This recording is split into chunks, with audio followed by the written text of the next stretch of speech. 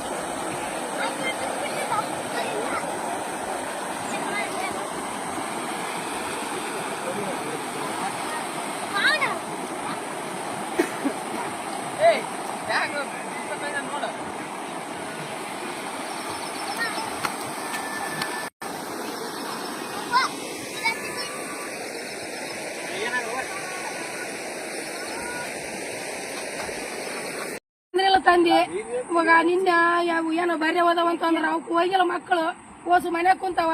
ಈಗೆಲ್ಲ ದೊಡ್ಡವ್ರಿಗೊಂದು ಹಳದಾಡ್ಸಿವಿ. Cycle motor ಹೋಗಿಲ್ಲ, ಮನೆಗೆ ಇಟ್ಟಿಲ್ಲ, ಹಕ್ಕಿಲ್ಲ ಕರ್ರಕ ಹೋಗಕ್ ಊರಕ ಹೇಳ್ಬಾರ್ದು ನಮ್ದು ಹಣೆ ಬರ.